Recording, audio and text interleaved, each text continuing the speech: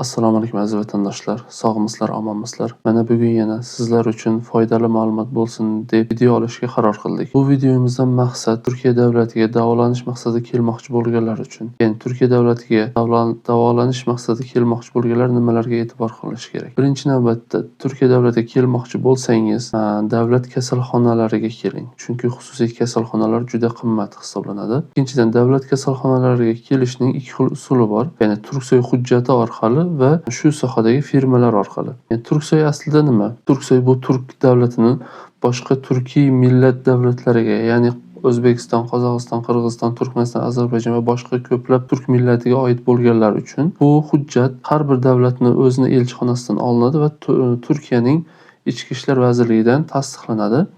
Yani bu bilan kasalxonaga kelganingizda sizda %25, %30% chegirma olish imkoniyati bo'ladi. Endi firma orqali kirganingizda bu Turksoy hujjati kerak emas. Firma bilan kelishasiz va firma orqali kirish yapasiz. Ya'ni firma sizga kafil bo'ladi. Turksoy orqali kirganingizda hamma narsa sizga oid bo'ladi. Ya'ni u yerda to'lovlarni qilish, tarjimon topish, tashqaridagi ehtiyojlaringizni o'zingiz qarshilashingiz kerak. Tashqaridan biron bir narsa olib keltirish kerak bo'lsa, o'zingiz olib kelishingiz kerak. Firma tarafidan kirish qilganingizda bu narsalarni firma qarshilab beradi sizga. Ya'ni firma har konuda yordamchi bo'ladi. Yana bir narsa, bu yerda maqsadimiz firmani reklama qilish yoki firmani ko'kka ko'tarish emas. Biz shu 2-3 yil mobaynida Turksoy bilan ham ishladik, firma bilan ham ishlab ko'rdik va firma tarafi ancha qulay va foydali ekanligini tushunib yetdik. Shuning uchun bu ikkisining o'rtasidagi farqni aytadigan bo'lsak, birinchi navbatda Turksoy belgisi bilan kirish qilganingizda kasalxonada tarjimonni siz o'zingiz topib kelishingiz kerak bo'ladi. Ya'ni doktorlar xohlagan payti tarjimon so'raganda tarjimon yoningizda bo'lishi kerak. Firma tarafidan kelganingizda bu narsani firma tarafidan sizga ta'minlab beriladi tarjimon.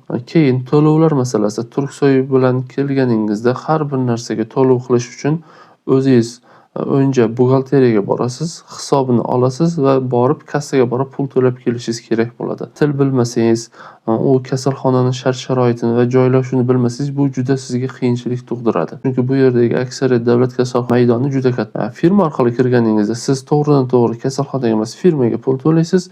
Firma u yerdan hisob raqamlari orqali kasalxonaga to'lab beradi.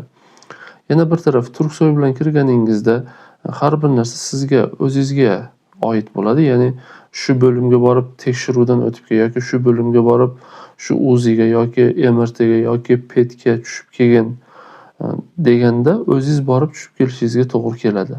Firma tarafidan kirgan bo'lsangiz, firma hamma tarafdan o'chirtni ham oladi, yoningizga bitta hamroh beradi. Til bilmasa ham u hamroh sizni yo'llantirib olib keladi. Keyin to'lovlar masalasida bizga asosan hozirgi kunda oq qon, rak kasali bo'yicha murojaat qilishyapti. Bularning davolanish muddati uzoq bo'lganligi uchun va mablag'i juda katta bo'lganligi uchun anchagina qiyin bo'lyapti. Turksoy orqali kirganingizda hamma to'lovlarni o'zingiz amalga oshirish kerak bo'ladi. Ya'ni kasalxona ma'muriyati aytadiki, bir haftadan keyin operatsiya, masalan, ya'ni bu katta mablag' aytganim sababi chunki biz bu katta mablag'larni ko'ryapmiz. Rak, oq qonlar, masalan, operatsiya uchun $40,000 to'la deyishi mumkin. Siz u pulni o'sha onda $40,000 topib to'lasangiz, operatsiyangiz o'tkaziladi yoki u pulni topmaguningizcha operatsiya orqaga surilib ketadi. Bu sizni sog'lig'ingizga juda katta zarar berishi mumkin. Firma orqali kirganingizda esa bu pulni to'lash imkoniyatingiz bo'lmasa, firma bilan kelishasiz, firma bu pulni to'lab beradi, siz bu pulni, bu mablag'ni 1-2 oy ichida bo'lib to'lash imkoniyatiga egasiz. Hozirgi kunda men masalan buni isboti olarak ko'rsatishim mumkin. Hozirgi kunda bitta ukamiz shu yerda davolanyapti oq qon bo'yicha va $65,000 narx chiqarildi. Ya'ni bu $65,000 nima uchun? Hozirgi davolanish jarayoni boshlangandan to operatsiyagacha bo'lgan hamma narsa operatsiyadan shu pulning ichiga kirib ketadi, shu mablag'ning ichiga. Davlat Turksoy orqali kelganingizda esa hammasini alohida etap to'lashingizga to'g'ri keladi. Ya'ni bu sizga juda ko'p harakat talab etadi. Ya'ni bor, to'la, oldin buxgalteriyaga bor, narx ol, undan keyin kassaga bor, to'la. Uni to'langanligi haqidagi kvitantsiyani deymizmi, nima deymiz, uni yana buxgalteriyaga olib bor, undan keyin doktorlarga olib kel. juda katta sizga qiyinchilik tug'diradi. Turksoy bilan firmani orasidagi narx-navoga keladigan bo'lsak, juda katta farq qilmayapti. Bu 2-3 yil mobaynida ko'rdik, juda katta farq qilmayapti. Undan tashqari ba'zan shunday dorilar bor, kasalxona ta'minlay olmaydi, uni o'zingiz ta'minlashingiz kerak. U dorini tashqaridan topish va mablag'ini to'lash juda qiyinchilik tug'diradi. Eng oxirgi marta men ko'rganim bu asosan rak kasallarida eng oxirgi chora sifatida qo'llanilgan Qarziba degan dori bor. Uni hozirgi kundagi narxi 8000 va 8500 yevro atrofida. Buni siz o'zingiz olib keltiradigan bo'lsangiz, 1 oy 45 kun vaqt ketadi. Ya'ni bosqich qanaqa? Önce uni doktoringiz sizga yozadi. U yozgan qog'ozni olib borasiz, Sog'liqni saqlash vazirligidan tasdiqlatib kelasiz va Sog'liqni saqlash vazirligidan tasdiqlatganingizdan keyin dorixonalar birlashmasi bor. U yerga borib pul bilan birgalikda taqdim qilasiz. Pulini 100% to'lab bo'lganingizdan keyin Yevropa davlatlaridan uni sizga olib keltirib beradi. Bu o'rtacha 1 oy 45 kun vaqt oladi. Firma bilan ishlasangiz, firma bu dorini ham arzonga, ham aytilgan kunga yetkazib olib kelib beradi. Chunki biz o'zimiz ko'rdik, 8500 bo'lgan dorini, 8500 yevro bo'lgan dorini 4000 yevroga aytilgan kunga 3 marotaba olib keltirib berdi. Ya'ni biz bunga guvohmiz. Undan keyin yana bir qizchamiz miya amaliyotini boshdan kechirdi. Mablag'i hech yo'q edi. Firma unga $20,000 to'lab berdi va 2 oy ichida $20,000 qaytarib to'lashib berdi. Hozirgi kunda ham bitta bemorimiz bor. Shu $65,000 operatsiya puli chiqarilgan va uni 40,000ni to'lashdi. Qolgan 25,000ni 1 oy ichida bo'lib to'lash imkoniyati bor. Ya'ni bu bo'lib to'lashda siz noto'g'ri tushunmang, hech qanaqangi qo'shimcha narxlar yoki qo'shimcha bir foizlar olinmaydi. Qaysi narx kelishilgan bo'lsa, o'sha narxda to'laysiz. Keyin yana bir qulay tarafi, operatsiyangiz masalan cho'zilib ketdi yoki masalan hozirgi paytda shu muammoga duch kelyapmiz. Hamma joyda har 6 oyda hamma narsaning narxi oshadi. Hozirgi paytda yangi yilga o'tib qoldi masalan operatsiyangiz, narxlar oshdi. Turksoy bilan kelgan bo'lsangiz, u farqni to'lab berishingizga majbursiz. Ammo firma orqali kirganingiz uchun va 2 oy oldin siz shartnomaga qo'l qo'yganingiz uchun $65,000lik shartnomaga qo'l qo'yganingiz uchun u narxni to'lashga majbur emassiz. Ya'ni firma siz uchun operatsiyani 2 oy oldin sotib olib bo'lgan bo'ladi kasalxonadan.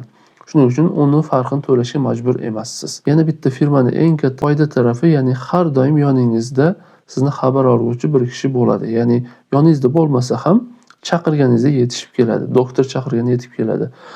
Turksoy bo'lganingizda hamma narsani tarjimonni ham o'zingiz topishingiz kerak. Tashqaridagi barcha ehtiyojlaringizni o'zingiz topishingiz, qarshilashingiz kerak. Firma bilan bo'lganda ko'p narsani firma yordamchi bo'ladi. Men 2-3 yil mobaynida buni ko'rdim. Firma juda katta foydasi bo'lyapti hamma tarafdan ham. Shuning uchun bizga telefon qilishyapti. Masalan, hozirgi kunda ham kelmoqchi bo'lganlar bor. Biz hammasidan so'raymiz. Ya'ni Turksoy orqalimi kirish qilamiz, firma orqalimi? Aytganimdek, firma va Turksoyning orqasida juda katta narx rol o'ynamaydi. Masalan, aytganimdek, hozir masalan operatsiya yangi yilga o'tib qolsa va narx oshsa, summa katta bo'lganligi uchun, masalan, $60-65,000 narxi bo'lganligi uchun bu narsa hamma narsa narxi oshganda $10-15,000 o'rtadagi farq kelib chiqyapti. Endi firma bilan bo'lganingizda u narx o'shandayligicha qoladi, ortiqcha siz narx to'lamaysiz. Undan keyin tarjimon masalasiga keladigan bo'lsak, firma bu sizga tarjimon topib kelishga majbur. Turksoy bilan bo'lsa o'zingiz topib kelasiz. Doktor chaqirgan payti tarjimon bo'lishi kerak yoningizda. Firma tarafidan doktor chaqirganda yoki doktor 1 kun oldin, 2 kun oldin firmaga xabar berishi mumkin. Shu kuni shu soatda tarjimon topib keldim. Biz hozirgi kunda bizga murojaat qilganlarga biz tarjimon masalasida o'zimiz yordamchi bo'lyapmiz va firmadan buni narxini chiqarib yuryapmiz. Ya'ni aytishingiz mumkin, siz xizmat haqi olmayapsiz. Biz ham olyapmiz, lekin biz qaysi tarzda olyapmiz? Chunki bu yerga kelish oson bo'lmayapti. Hech kimga oson emas bunaqa katta mablag'ni yig'ib kelish. Shuning uchun biz hozirgi kundagi bu yerga O'zbekiston vatandoshlari davolanishga kelsa, biz hech qanaqangi shu qadar mablag' to'laysan deb shart qo'yganimiz yo'q. Ya'ni siz davolaning, sog'aying va O'zbekistonga qaytib ketishda ichingizda rozi bo'lib bergan pulingizni biz qabul qilamiz deb aytyapmiz. Mana buni video orqali ham sizlarga yetkazdik. Undan keyin bu yerda turar joy masalasi bo'yicha bunga ham qo'ldan kelgancha yordam beryapmiz. Hozirgi kunda bu yerda hokimiyatlar tarafidan bepul yotoqxonalar joriy qilingan, ya'ni kasalxonada davolanib turganlar va kasalxonada davolanib turganlarning yaqinlari uchun u yerda qolish, yeb oziq-ovqati hamma narsasi bepul davlat tarafidan qarshilanadi. U boshqa davlat fuqarosi bo'lsangiz ham navbatga qo'yiladi. Navbatingiz kelganda u yerga joylashishingiz mumkin. Bu ham katta sizga plyus tarafi. Chunki juda ko'pchilik so'raydi, qayerda qolaman, yotadigan joy bormi? Chunki bu yerda ijaraga joy olish juda qimmat bo'ladi. Shu videolarimiz sizga foydali bo'lgan bo'lsa, shu videomizga ehtiyoj bo'lgan insonlar bor va shu kanalimiz rivoji uchun o'z hissangizni qo'shsangiz. E'tiborlaring uchun rahmat.